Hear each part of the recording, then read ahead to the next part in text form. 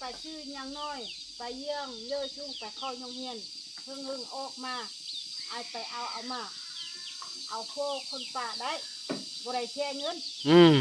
แม่บอกแม่ที่บ้านทันบอกแน่นั่นโอ้ติ๊กเนาะถือว่าซาลีอธิบายโคกุลาวเงินไล่เนาะเงินไล่เสียเงินไล่ได้จัดดองเนาะได้จัดเรื่องจะได้เป็นพระเอก27เป็นพระเอก27เนาะคนงามบ่เป็นหยังหรอกคนดีฮะไปกินหมดเด้อว่าพี่น้องเอ้ยเนาะคำเป็นคนเฮานี่บ่ให้ล่มอยู่พักเขาแต่ว่าอันนี้คนเฮาเข้าใจเนาะเพราะคันบ่ล่มต้นดอยบ่ล่มต้นกินข้าวนี่ว่าบ่มีโอกาสได้อยู่บ่ได้กินข้าวซะเลยพี่น้องเอ้ยจังซั่นแหละเอาตอนนี้อารมณ์ตอนนี้เนาะไอ้เฟืองมันเนาะมันบ่น้องว่ามันคนเก่งเก่งเนาะเก่งกว่าเฮาอีกเนาะป๋อผู้บ่าวนี่บ่ได้เรื่องเบาทรงบ่ผ่านสติ๊กว่าบ่ได้ละไอ้มันขี้คร้านบ่น่ะเพราะจะได้ตั้งโปรแกรมเมอร์แล้วเดี๋ยวนี้น่ะโครงการไอ้ส่งนี่ลงทุนนี่บ่ได้พ้นติตอนหน้าก็จะได้เฮ็ดเป็นหัวเนาะออมหัวมาแล้วก็เฮ็ดกันได้ข้ามข้ามลงจังซี่แหละพี่น้องเอ้ยขอบใจ FC ผู้มีน้ำใจแบ่งปันเหมือนฟ้าบันดาลให้สร้างรายการนี้มาสวยเหลือคนทุกข์คนจนหรือคนด้อยกว่าด้วยแห่งศรัทธาบุญนำพาได้มาร่วมทาง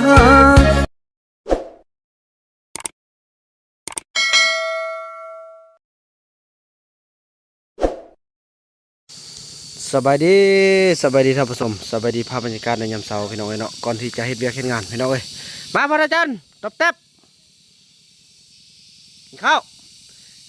เมื่อกี้ก็ไปเอิ้นไอ้คำน้อยลงมาเนาะไอ้คำน้อยกับอนามัยอยู่เทิงโอ้กวางขนาดพี่น้องเอ้ยกินข้าวจะบอกเวียกบอกงานกันพี่น้องเอ้ยบางท่านว่าบ่ให้บอกบ่ให้ซ่อนตอนที่กินข้าวเนาะแต่ว่ามันบ่มีเวลาพี่น้องต้องซ่อนตอนที่ว่ากินข้าวไปสาวติ๊กแก้มกินข้าวปาโถเป็นเสด็จคือว่าผู้งามใช่ไหมนี่เมื่อไรเบิ่งหุ่นน่ะป้าโอ้ยเอาอีกขึ้นใหญ่จังละโทษนี่ผมยาวแล้วโอ้พี่น้องเอ้ยเป็นทรงขนาดหุ่นน่ะเนี่ยเบสโซ่ใส่ไปใส่คำน้อยไปขึ้นเด้อไปกินข้าวน้องไปลังเดี๋ยวไอ้คำน้อยเฮากันนี่เพิ่นก็ขึ้นมานั่งเฮือนแม่เพิ่นเนาะกินข้าวกันพี่น้องเอ้ยโอ้เห็นยังกินกันเนาะปลาดุกคือเก่าติปลาโธ่ไอ้นู่นเฮานี่พุ่นน่ะสร้างต้มไข่นี่ไอ้คุณก็กินไข่นี่เนาะเถอะว่า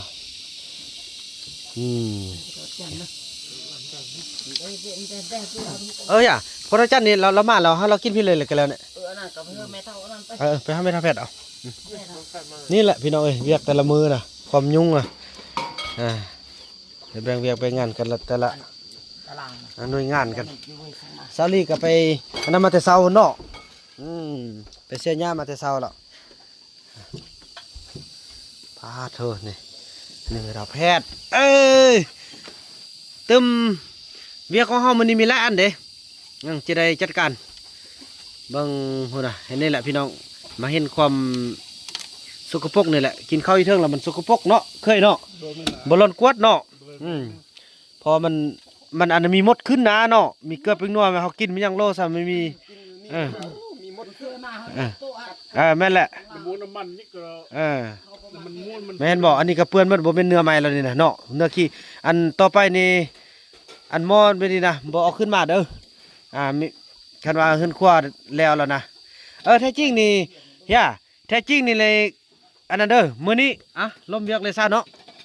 ก็คือว่าพวกเฮาจะได้ยกโต๊ะขึ้นมาไว้กองล่างเนาะโต๊ะหินแล้วบนกินข้าวต่อไปเฮาจะกินอยู่กองล่างแล้วถ้วยบ่วงอีหยังตั้งไว้ขึ้นขั้วเลยเด้อจัดไว้ขึ้นขั้วหั่นเอาไว้ทุกอย่างไว้ขึ้นขั้วหมดอันประเภทเครื่องใส่น่ะถ้วยบ่วงยังน้องจะเฮ็ดทานกันแม่นเฮาเฮ็ดหานใส่ไว้เนาะลีเนาะไว้เทินมันอ้วยแล้ววันนี้กระทางนี้ก็สิแบบพี่น้องล่มแม่เจวอนแล้วกระทางภาครัฐกันเทิงเพิ่นก็แนะนำแล้วว่าจะได้เอาออกโต๊ะกินข้าวเนาะ ซ่องสุดเอาไว้สุดละลังเลยนี่เอาไว้ของล่างพวกอันนี้พอเฮารอดมันบ่ทันแข้งแต่นี่แข้งแล้ว3-4 มือแล้วมาเกี่ยมขึ้นมากินข้าวเนาะจึงได้ผู้บ่าวนี่นะฮะ มาน้องขึ้นมากินข้าวเอาไปเท่ามีดดิเอา จังหมดเลย พระอาจารย์เดี๋ยวบอกอีจันมาไหมพระอาจารย์มานี่เอาเสียแล้วมาเราเขาบ่เอิ้นแล้วเราบอกกล้าขึ้นมาขึ้นมากินพี่ซะเติมจนน้อยก็จะได้กินอันมื้อแรกก็จะได้กินอยู่อันกองพี่ละ บ่จังบ่จังมันบ่แก่สิ มาขึ้นมาขึ้นมาแหน่ผมก็งามไอ้สักจึกตัดให้เราดิ โธ่ นี่พี่น้องเอ้ยเอาบุญเด้อน้องเด้อสวยเอาบุญจังซี่ละ ไอ้คันน้อยอยากเข้าไปกินอยู่หัน บอกคำน้อยมากินที่เอาเนาะกินนำกันเอาแบ่งกันเด้อยับออก ทำน้อยมันก็แบบมากินเนาะ คำน้อยเอ้ยมาพี่น้อง กินหุ่นบ่เกี่ยวลี โอ้บุทึกกับนางลี พ่อสองคนเขาเนี่ย บุทึกกันบุทึกกับผู้ใดสันนั้นแบ่งให้แบ่งเขาเอาคือว่าเนี่ย เอาพระอาจารย์มา มาครับ เข้ามา มาจัดเลยน้องติ๊กน้องนางใส่นางไหมอาจจะเอาคำน้อยไปกินหุ่นเด้อมาบังสนะมานี่ บุรอดนี่ น้องบ่แก่เป็นน้อง โอ้ขอบเอาน้อย อดทนคำน้อยตึมจังน้อยก็มีเงื่อนอยู่เทิงละ เรื่องจะได้เป็นพระเอก27เป็นพระเอก27เนาะคนงามบ่เป็นหยังหรอกคนดี ไปกินหุ่นเด้อ มอนไป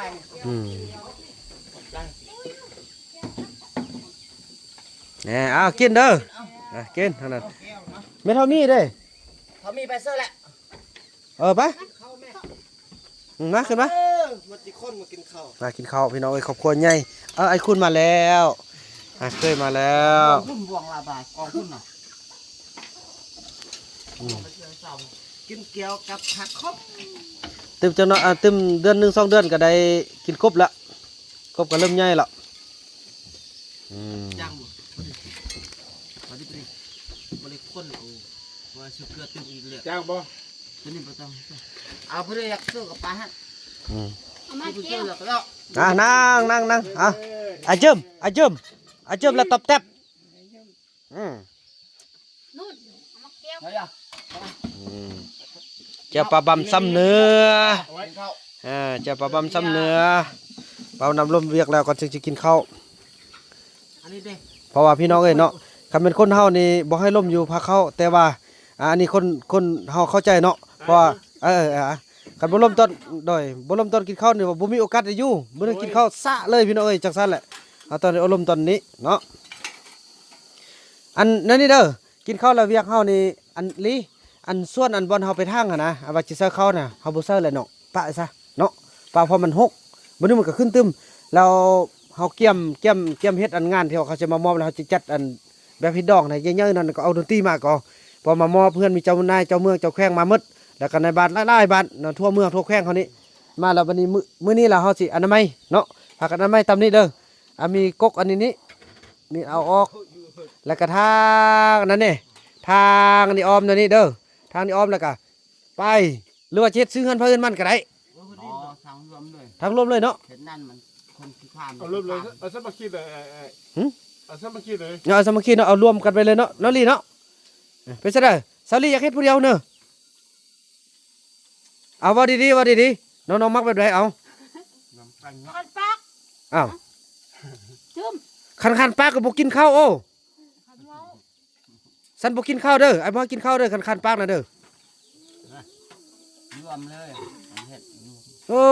บ่ละนาบุตรคิงมิงน้องคิดว่า ซะมาคิดกัน น้องคิดว่าน้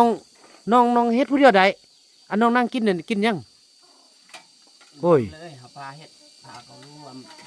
ไปนำกันม่วน โอ้เราเป็นอันนั้นไป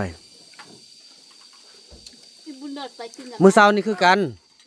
มื้อเช้านี่ไปซะนี่ตัวอายอีกมื้อเช้านี่ว่าสิไปเอาอันอิหยังต่างเฮ็ดอันอ้ายบ่มักเด้อไปซะก็บอกกันดีๆบ่ต้องตัวกัน มาหันตาล สิไปเอาไปเฮ็ดเวียกก็ว่าไปเฮ็ดเวียกนี่ว่าไปเอาฟืนไปเอาหมกปีไปม้อยเบิ่งแล้วไปเฮ็ดอันอื่นพุ่นอันนี้แหละไอ้บ่มักคนขี้ตัวบ่เฮ็ดตึมใดบัดนี้น่ะนั่นนั้นได้เด้อมื้อนี้จะถ่ายคลิปคันว่าเห็นบ่มื้อนี้นี่ FC เห็นแล้วว่าซาวลี่นี่เป็นคนเด้อได้หั่นน่ะกินข้าวเนี่ยอิ่มแล้ว อันน่ะสาย พั ย ก ก อั อั น น นี้ นี้ บ่ชุกนี่นะ เป็นยิ่งแล้วก็ จาก กระทางอันนี้ไป ทุกคน คนดังงวกหลายคนไปที่มีพุ่นแหละ ผู้ชายละแบกนั้นไป เป็นยิ่ง มันยังนอนบ่สุกอ๋อสุกว่าสุกแล้ว เอาเครื่องเข้าไว้ นั่นๆพี่น้องไอ้เบานะก็จะกินข้าวก่อนเบิ่งเอาไอ้บุญรอดไปซะเด้อลูก น้ำมัน นั่นซะแล้วพี่น้องเนาะพี่น้องเอ้ยก็ล่มกันก็สำเร็จเสร็จสิ้นแล้วเนาะก็ถือว่าเวียกงานของเฮามื้อนี้ก็สิแม่นอนามัยเนาะแล้วก็ยกโต๊ะขึ้นมาเนาะไอ้คำน้อยเนาะแล้วก็เกียมเด็ดขาดเด้อพี่น้องเอ้ยหลังจากวันที่28เด้อวันที่28แล้วกินข้าวเงินเพิ่นมันครัวเพิ่นครัวมันเด้บ่มีการแบ่งกัน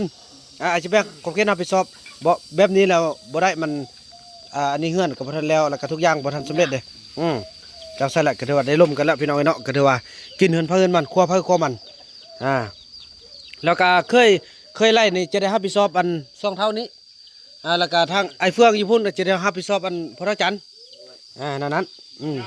ช่วงนั้นโอเคอยู่แล้ว โดยขอบใจน้ำน้องเด้อที่ว่า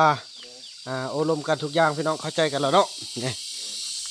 ต่อไปก็จะมันนับแต่เครื่องก็จะได้เอาลงไปเป็นครัวกินข้าวก็สิกินข้าวอยู่นี่บาดนี้ไหนติ๊ก แล้วสาวติ๊กเฮ็ดซะได้เพิ่นสิกลัวกินเหรอได้เอาผัวได้บ่ได้เอาผัวได้บ่มีผู้กลัวกินก็ เอาไอ้ส่งบ่ไปกลัวกินให้น่ะบ่เอาแน่นอนเป็นซะได้มื้อนั้นว่าสิเอาเป็นซะได้ น้องมันบ่มักนะ บ่มักอ้าวแล้ว ไม่ใช่ย่งจะไปนอนปักไปนอนอยู่หนัง อ้าวน่ะเขามักตัวเองบ่มักแล้วคักมันเด่นให้ซะได้ ยันเขาเว้าได้ บ่ได้สิได้ก็เฮาเบิ่งต้นๆตึมก่อนเนาะพี่น้องเพราะว่าสาวติ๊กนี่จะเป็นคนที่ละเอียดเด้จะเบิ่งว่าผู้ใดเพราะว่าเราเคยมีพวกที่ผ่านมาแต่ก็ถึงหายถึงดาหั่นนะถึงไรนี่หั่นนะพี่น้องเอ้ยเนาะอันเบิ่งต่อไป เอาพวกคนเราแกเงินแกเงินหลายแม่ เนี่ยก็เอาพวกพุ่นลาวเสียเงิน แล้วเอาตั้งเรื่องบ่ได้เสียเงินเนาะ แม่เอาตั้งเรื่องคืออ้ายไปชื่อยังน้อยไปเยี่ยงเยอะชุ่งไปเข้าโรงเรียนเพิ่งออกมาอ้ายไปเอามาเอาพวกคนป่าได้บ่ได้แชร์เงินแม่บอกแม่ที่บ้านทันบอก แน่นั่นโอ้ติ๊กเนาะถือว่าซาวลีอธิบาย พวกคนลาว เงินหลายเนาะ เงินไล่ เสียเงินไล่ได้จัดดองเนาะได้จัดดองได้เสียเงิน สร้างเบาได้พี่เลย แม่ว่า บ่ เอา เคยแจ้แล้วก็ด่า เอา เนาะ เอาพวกคนป่าไปเรียนอยู่คนป่าโอ้ผู้ดีแม่บอกว่าผู้ดีผู้ฮักพี่เจ้าว่าเอาผู้ลาวของเราลองเบิ่ง แน่ติ๊กซาลีบอกได้ เฮ็ดเอาพวกพุ่นลาวได้เอาเงินเด้น้องมีเงินได้เฮ็ดได้คันพวกคนป่าเราบ่ได้เสียเงิน แต่ก็เบิ่งก่อนเนาะคันมันบ่ดีมาหายเฮาก็เฮ็ดซะแล้วเนาะต้องเอาคนดีๆก่อนเนาะกันเวลาพี่น้องเอ้ยแน่ตอนนี้เห็นบ่อันนั้นไม่สิปลูกผักให้น้องกินเด้อนะสิปลูกผักให้น้องกินพี่น้องเอ้ยค่อยล้มเนาะค่อยเบิ่งค่อยแยงไปพี่น้องเอ้ยพี่น้องนั่นแหละติดตามต่อไปเพราะว่าจะเบิ่งเรื่องงานต่อไปเนาะ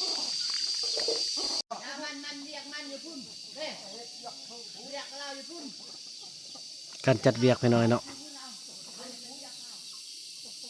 ห้องน้ำผู้เดียวเลยอีห้องมุกคนทำบ่อันขุดขี้ดินนั่นห้องน้ำนะแค่ขุดผู้เดียวบ่เลยเจ้ามุกขุดน้ำจ้ะขุดทางนี้พอที่ขุดไปทางขุดทีนี้ลงให้ทำการเรามันนี่เอาจูนี้ขุดน้ำ เขาไปพระคุณมีบริคุดเชื่อเขาเข้าว่าคนแล้วมันคุดเนาะคุดอย่างนี้ไม่ได้ไป โอ้บอดีๆจะลงมาให้เรียกลุมอีกก่อนให้เรียกลุมแล้วบัดนั้นละขึ้นไปทางคุดน้ำกันเอา มันทางหันมันประหกเด้ทางอันนั้น ทางกันเอา ทางหันมันแล้วนี่ว่าเราจะชามคนนี่ทางบรรลุนี้เราทางทั้งทาง ตามใจนะโอ้ยบอกผมสู้ไม่ดอกเลย แต่ว่าไอ้คำน้อยเพิ่นไปรับเฮ็ดเวียกอีกเทิงทางมันร้อนเด้อคำน้อยเด้ออ่าเพราะว่ามันตั้งใจอยากให้มันแล้วของมันอีกเทิงนะอย่ามันเฮาให้พี่อันนั้นพี่ก็เนาะช่วยกันพี่เอามันไอ้เฟืองก็แนะนำเรียกเลยโอ้ยดีใจพี่น้องเลยเนาะ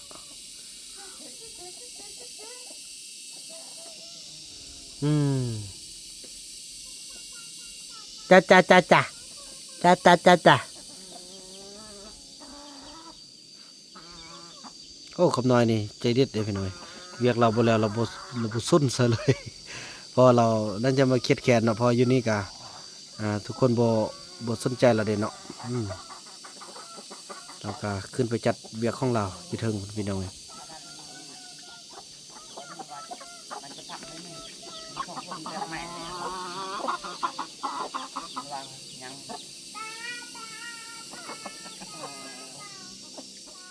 เอาที่สุดส่งกับอันนั้นเพราะว่าเป็นที่เดือนน้ำมันเขาแบบ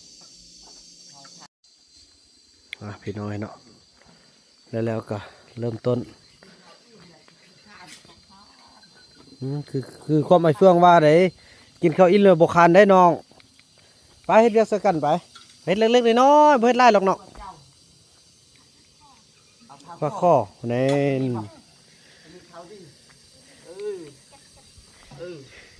อันนี้ไปรีจะเอาพาข้องหรือเอานักกุดอันนี้ เฮ้ยไอ้เฮาไปอันนั้นให้บัดหลายคนก่อนเนาะเฮา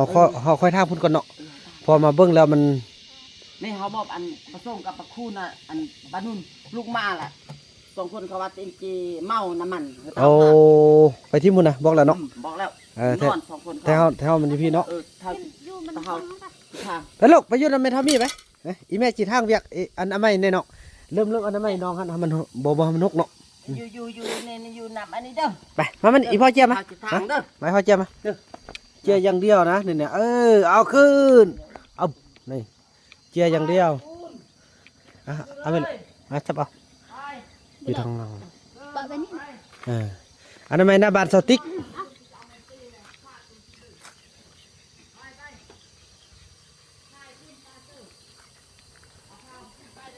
เขารับเร็วดิ รับแล้วเนาะรับแล้วนี่ซีรับแล้วดิครับบ่นี่อันนั้นไม่หันยาเนาะเริ่มแต่เฮินลุ่มอยู่เด้เนาะมันลุ่มอยู่คือเนาะพี่เด้อบ้านนี่เนาะ นี่แหละพี่น้องไอ้สรุปแล้วก็แม่นเนื้อนี้นี่แหละคันว่าเฮ็ดบ่สรุปเนอะบ่เอาก็ถือว่ายังแค้นคลิปอันสรุปเฮาเอาซื้อมาให้กินนะคันว่าเฮ็ดแล้วเอาเงินให้หันป้าถูกบักนักพี่น้องเอ้ยเนาะโอ้พูนอันนั้นอ้อป้าโทโพูนโอ้ยังบ่นอนอยู่ห้องมอนเลยหม้อหนึ่งเฮ้ยเอามอนซะโอ้นี่โอ้ยเป็นซะได้ มาลีบุญมีหอม โครงการเลิกนมของบุญมีพี่น้องเอ้ยจนอันเพลียเลย บ่ได้รับบ่ได้นอนให้ ไอ้ฟันมันบุป้องมันออกมาแล้วยังมาเห็นแต่กดเป็นเพิดจับเบิ่งว่าตายมันแล้วเพิ่นมาคันมันยันขึ้นใช่ป่ะหายใจขึ้นมาให้เงี้ยขึ้นมาโอ้ยว่ามันต้องให้ไล่ขนาดแล้ว ให้คืออันปฏิบัติเขาเนี่ย อืม เนี่ยอันเนี่ยไปเอากลวยมาให้ได้อันผ พิ่นได้กินมะกล้วย อืม จับกล้วยอยู่จับมะกล้วยมาแยงแล้วก็ให้ไปเอามาเลย ถือว่าพันไปแล้วคืนนึงเนาะถือว่าบ่กินแล้วเนาะ บุญมีอ่ะพี่น้อยเนาะไปพักผ่อนขึ้นอันนั้นบ่สิไปนอนเช้านอนเฮือนอีติ้งก็ได้นะสบายดีเนี่ยไปเกาะหั่นมันเอาอันนนพอดีอีติ้งอยู่หั่นแล้วเอาบ่มันเอามอนออกมาติ๊กฝากไอ้นกเด้อไอ้นกขึ้นไปเฝ้าเฮือนฮะใส่น้ำเกลือพี่น้องไอ้พอนี่จะทั้งอันนี้ไปเพิ่นอ้อมหมู่บ้านมานี่เ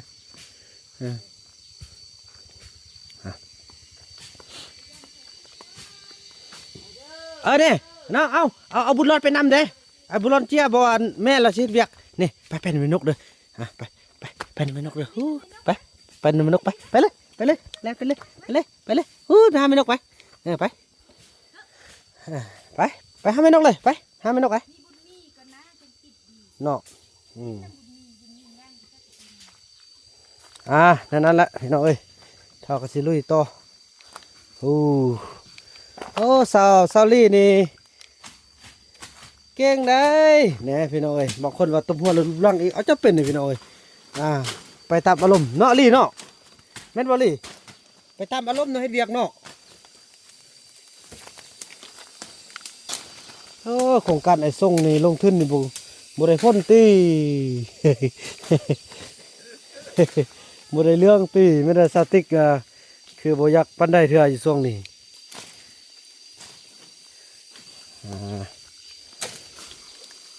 ปันออกหมดเลยเนาะนี่ก็ข้าวห่อนี่มันจะบ่มียุง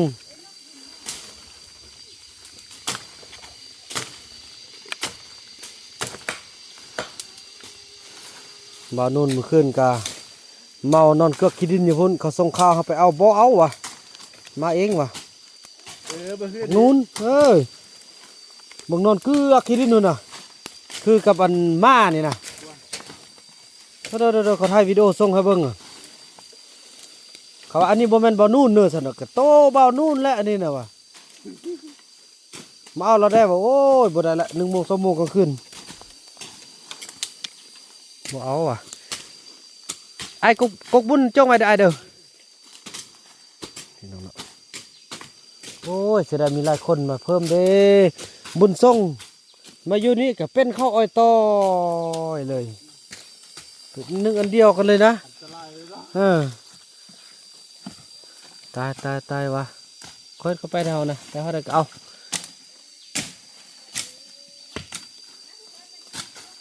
ที่นี่เลี้ยงคนลาวเบียกเอาพวกคนป้าเอาพวกคนป้านอนอยากเฮ็ดละเฮ็ดอยากนอนละนอนแล้วก็สร้างว่าได้เอาพวกคนป้าแล้วมันบริเชียเงินเนี่ยจุดดี คือจะแม่นได้เนาะอันนี้ยาอันนั้นนี่พี่น้องเอ้ยเนาะคือข้าวห่อ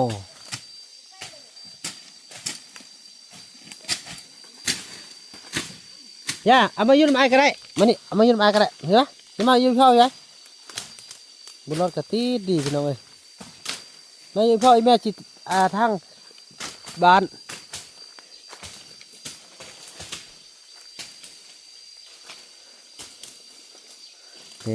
อันนั้นไม่เงินสติก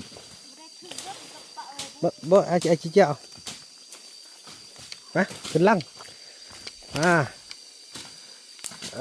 มาขึ้นลังขนาดไอ้บุญรอดนี่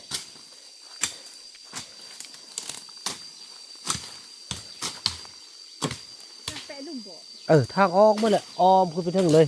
น้องทางลุงได้กับขั้วกับเมียทางนี้สองพ่อสองเมียนั่นกระทั่งอีพุ่นเนาะ ยอกกันพี่น้องเลยก็คนแค้นจ้องได้เด้ออันนั้นมันก็คนแค้นหรือว่ามีอย่างนั้นคนแค้นจ้องไป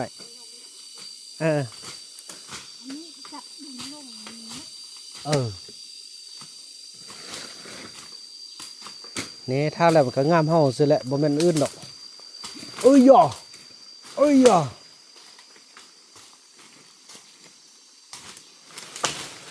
ระวังไม้ฮักลงเด้อน้องเด้อ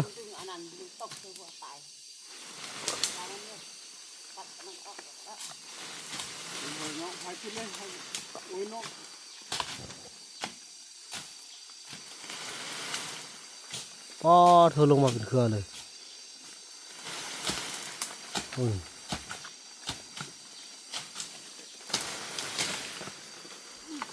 นั่นเรียบร้อยตัวตายไปใส่บันนี่ฟันยุ่มปลาแล้วเนาะโอ้พระ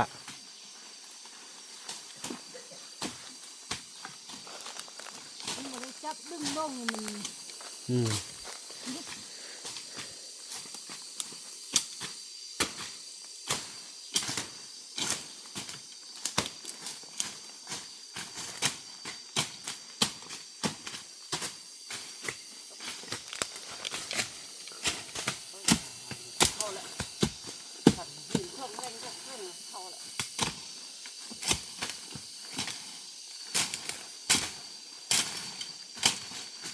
ต่อไปนี่ต้นไม้เนี่ยคุ้มมันกะเฮากับบริอนามัยไล่แหละเนาะอันนี้มันยากเนี่ยว่ามันมีเครืออย่างเงี้ยนี่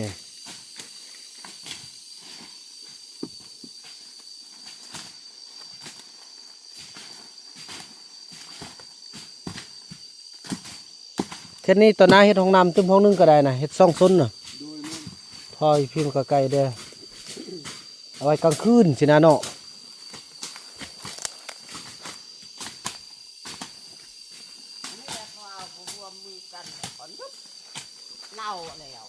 ถ้าคันใดผู้ชายมาตึม2-3คนนี่คักเนาะคำน้อยได้มันก็บ่ปะเวียกมาได้มันก็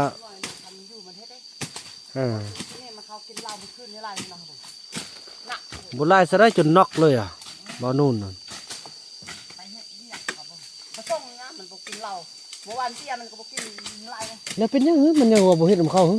เห็นเขาเงาแล้วมันก็เงานำนึ เขาเงามันก็เงาอีก เออ นั่นนี่แหละอันน่ะ ตัว เนี่ย ตัวอี มันว่าเอาเลยมึงดูเลย ไอ้บ่ฟันอันนั้นน่ะโอ้จงได้อันนั้นน่ะโดบ่เป็นคัดหรอวะเฮาจะรักษาต้นไม้นะโทษต้นคนแค้นเด้อนั่นน่ะเอาไปกินดอกกินมากมันบ่แซ่บอ่ะ มันแซ่บนี่ โอ้มันจะซอกยากแล้วเด้ได้ยินกึกหนึงบ่คัดติ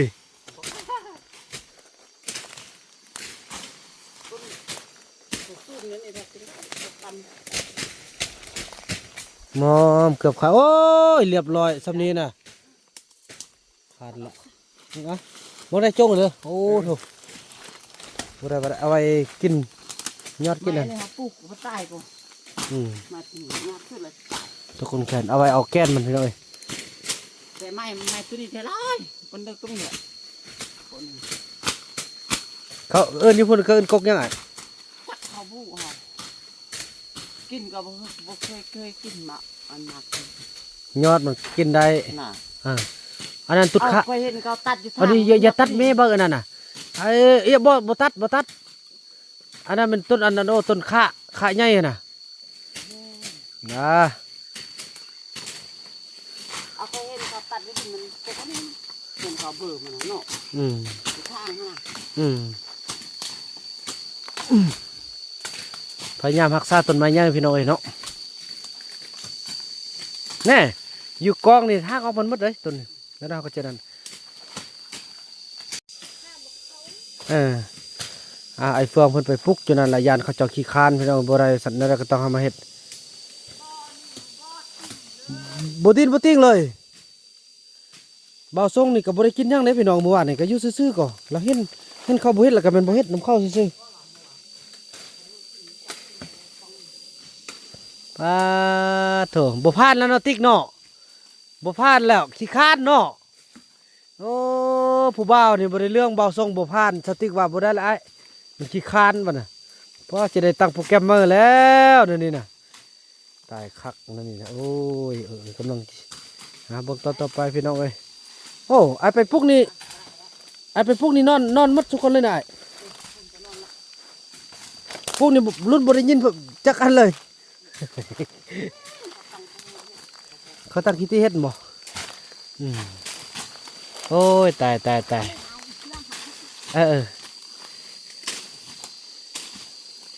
เสร็จบ่าวทรงอะพี่น้องเอ้ยบ่ได้เรื่องแล้วนี่บ่ผ่านการทดสอบของซาวติกแล้วมื้อนี้ป้ามางึดแต่ว่ามาอยู่นำกันแล้วเป็นอันเดียวกันเลยพี่น้อง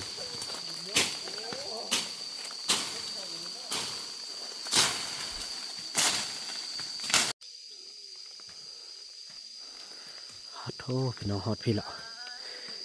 พาโธ่งามเนาะติ๊กลี่เนาะหาทางแล้วงามเนาะเห็นเส้นทางเลยเนาะนี่คักเนาะไอ้เฟืองมันเนาะมันบ่น้องวัน มัน นี่ คนเก่ง เก่งเนาะเก่งกว่าเฮาอีกเนาะ อืม ปอ แคนแดนเนาะ เห็น นี่ ไหม นี่วันนี้ซอสหมาแล้วเด้อพี่น้องคุณออกมาหมดแล้วซาติกซาลี คนบอกเก่ง นี่คน อย่า ซะ อย่าแหละค่อยไปอยังน้อยกะได้ช่วยกันเนาะคนเล็กๆคนน้อยเอามักอยู่นำแม่เด้ออันนี้พี่น้องเอ้ยหุ่นอะไรคนก็ช่วยกันหุ่นเราวันนี้พักผ่อนกินเรากินน้ำแล้วก็มาทางล่างนี้เนาะให้มันงามเนาะงามเลยแล้วก็แล้วมันนี่มื้อนี้มันได้บ่ฮอดเฮือนซาวติกนี่ฮอดอยู่เนาะฮอดเนาะต้องให้ฮอดเนาะได้เอาไปเบิ่งกันเด้อมาก่อนพี่น้องเลยเรานำกาปรึกษาหาเลยเวียกคันเทิงพี่น้องเอ้ยคือว่าเกี่ยมเอกสารเกี่ยมบทวิพากษ์มือเปิดงานแล้วก็เกี่ยมบรรดารายชื่อบัตรเชิญพี่น้องเอ้ยเนาะนับแต่คณะประจำพรรคเมืองพรรคแขวงแล้วก็องค์การต่างๆที่เกี่ยวข้องบาวานำกาเชิญทางบรรดากลุ่มกองเก่าทุกองค์การเลยพี่น้องเอ้ยเนาะก็ถือว่าเดียวจะได้เห็นกันพี่น้องเนาะ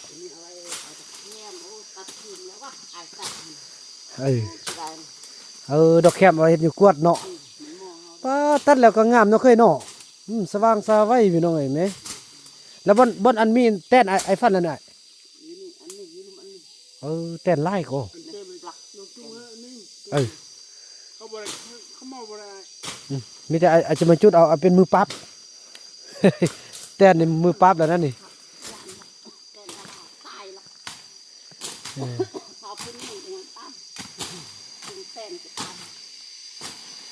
ตาเดียวเจ็บตีนะ ป้าไอ้เนื้อว่าแค้นเอาอ้อเลยกันแล้วบ่มันแบบมันประโยชน์ประโยชน์แล้วมันหกซะแหละเนาะเคยเนาะพี่น้องออกเลยพอมันเนี่ยขณะขี่รถมานี่เบิ่งป๊อดเห็นเป็นบ้านในคักเลยพุ่นน่ะโอ้คักแท้พี่น้องเอ้ยก็เป็นตาจัดงานแท้นั่นนี่นี่แล้วอันนี้เนี่ยเด้อไอ้ฮอดยามฮอดฟันนี่กงแนงกับอันนี้นี่จงไว้เด้อกงแนงทุกต้นจงแล้วก็อันนี้นี่อันนี้ก็เป็นหญ้าเด้เมื่อแหละ ต้มเอือก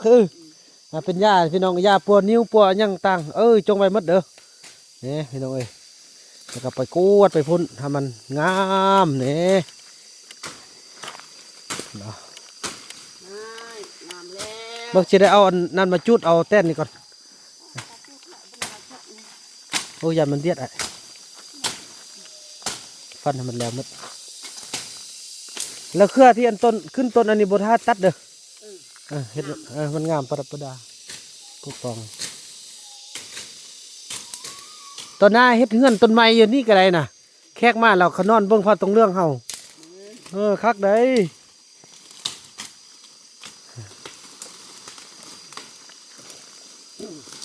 พี่น้องเอ้ยนี่มีต้นตองต้นน้อยเติมต้นนึงล่ะร้านหักส้มนะพี่น้องเอ้ย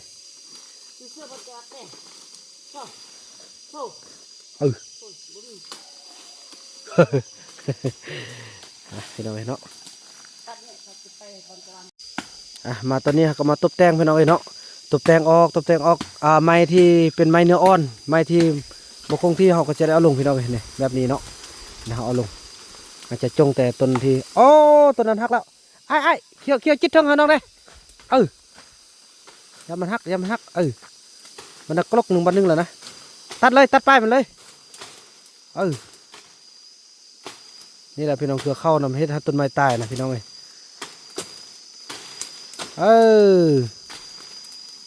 เติบโตเด้อบัดนี้เด้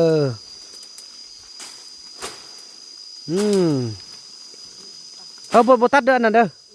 บ่ตัดอันนี้ก็คอมจังหวะมันเฮาเอาเสือกเน่งเข้าไปแล้วดึงเข้าไปหน่อยก่อนพอแต่งพี่น้องเอ้ยเนาะตบแต่งพอเขาตบแต่งมันงามต้นคอมเนี่ยจะเป็นพุ่มใหญ่ได้พี่น้องมากมันก็นกกินได้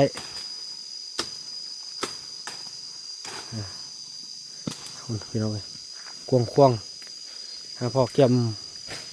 พร้อมรับใช้งานเขาเด้พี่น้องเอ้ยเนาะงานบ่แม่นงานน้อยๆระดับคันแข้งพี่น้องเนาะระดับประเทศที่ว่าจัดการโครงการนี้เราต้องเฮ็ดมันสมหน้าสมตาสมเกียรติเพิ่นพี่น้องเอ้ย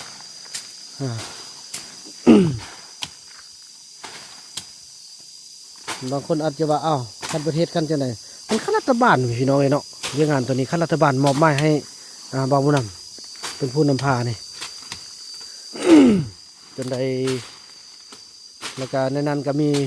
ทุกขั้นตอนนะพี่น้องเนาะกับโบแมนแต่อันนึงอันเดียวนับแต่ศูนย์กลางจนฮอดท้องถิ่นพี่น้องเลยมันค่ายังไงเบิ่งเน่แคนเดมันก็เริ่มขึ้นแล้วบัดนี้เอาเสือกมามัดต่อไปนี่เราจะเอาเสือกมามัดแล้วจ้องดึงไปพุ่นแต่งต้นไม้ต้นนี้ให้มันเข้าไปข้างในมัดจ้องก็ได้เนาะมัดปลายมันจ้องไปเนาะ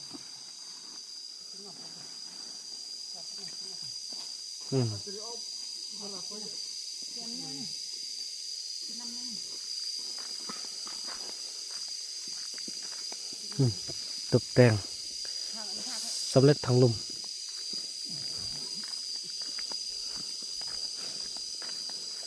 ใส่ผ้ามาไอ้ช่วยมาพี่น้อยว่าวันนั้นจะขออนุญาตช่วยกันเนาะพอบ่มีผ้าเลยพี่น้อยถือว่าสำเร็จกันไปพี่น้อยเนาะ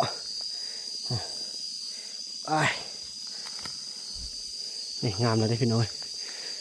จะเอาเสือกมาแต่งก๊กนี่ก่อนดึงเข้าไปไหนมันคงเข้าไปในกุกคอมต่อไปมันจะเป็นพุ่มเนาะตอนนี้ก็ถือว่าเห็นบ้านเห็นเมืองกันแล้วเนี่ยแจ้งกันแล้วต้นแรงจะมันเอาต้นขึ้นป้ายนี่แหละพี่น้องอันนี้ก็ต้นหน้าก็จะได้เห็ดเป็นหัวเนาะออมหัวมาแล้วก็เห็ดกันได้ข้ามข้ามลงจังซี่เลยพี่น้อง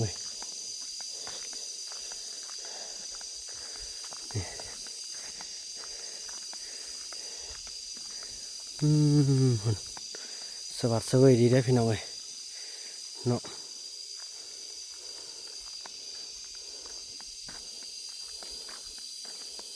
ต่อไปก็จะตัวนี้ตัวนี้ปรับทางขึ้นอันใหม่อยู่ถึงเพราะว่ารถจะได้มาจอดอยู่ถึงลงมานี่มาส้มนี่ก็เข้างานหันเพราะว่าอยู่ถึงจะมีการป้องกันจะมีหน่วยแพทย์ทุกแนวที่เดี๋ยวได้เบิ่งเนาะบ่าวนำวางแผนไว้ไอ้กิ๊กแกเข้ามาพี่น้องที่วันนั้นแหละพี่น้องที่ว่าคลิปนี้บ่าวนำขออนุญาตจบคลิปกันเพียงสำนี้ก่อนเนาะแล้วก็พบกันใหม่ในคลิปต่อไปพี่น้องคลิปนี้บ่าวนำขอกล่าวคำว่าสบายดี